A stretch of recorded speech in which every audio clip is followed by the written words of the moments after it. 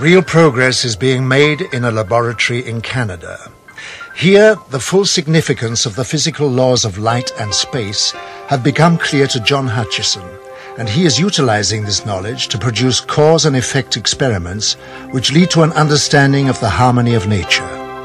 Science, in harmony with the laws of nature for the good of mankind, will hold great values in many fields and would advance its course beyond our present comprehension. John Hutchison has been working in the areas of electromagnetic forces and the changes in the molecular structure of materials for many years. He has in this time achieved a breakthrough in anti-gravity knowledge, providing spectacular examples of heavy objects flying through the air without any visible signs of propulsion.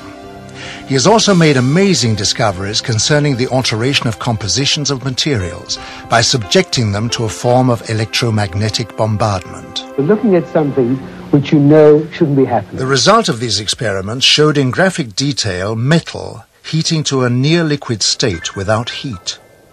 Hard metals would turn into soft rubbery objects, proving that any substance could change its form if the science involved was understood.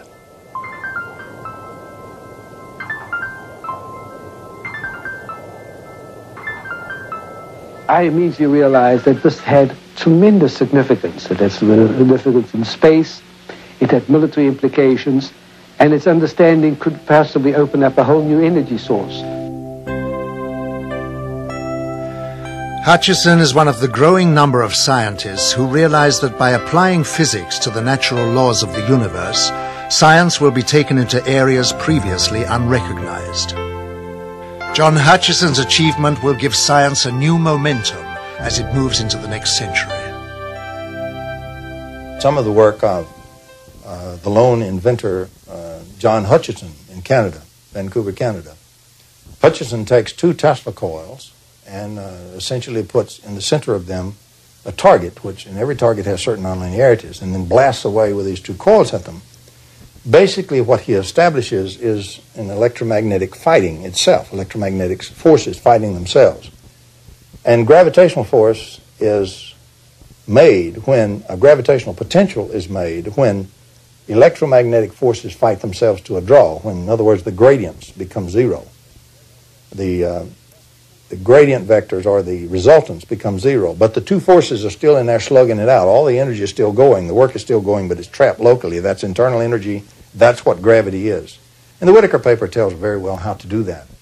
So when John got things just right, he didn't have control of it, absolute control, but he bored in there with persistence, and when he got things just right to get the forces to fight to a draw, and there was the right nonlinearity in the target, he would have levitation of things even 64 pounds. He would also, another thing you do with such a thing is you cause the magnetostatic potential to change a vacuum. In other words, that's pole, an unfortunate name in magnetism. But in other words, it causes deposits of monopoles inside materials such as metals. And you'll literally have the monopoles repel each other, and you'll have the explosive separation of metals into all kind of grains and structures according to the waves in the Tesla coils that you're bombarding it with. And so he produced magnificent breaks, Hutchison did, in metals and splits as if it were Venetian blinds.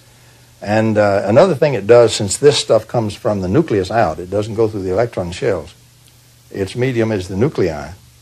What you have then is you have changes in the atomic nuclei, which result in lattice changes. You have the production of alloys, which cannot be made in this world with normal processes.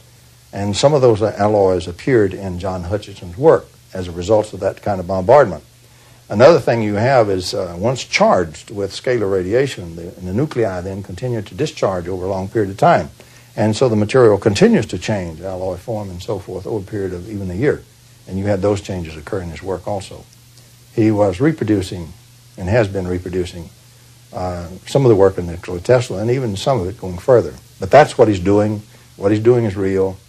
And unfortunately, most people regard John Hutchison as being a little bit off and not really understanding electromagnetics and not really understanding a Tesla coil. Nothing could be further from the truth. He's doing the real electromagnetics. He's doing the kind of electromagnetics they don't know anything about. He's doing electrogravitation and real Tesla work.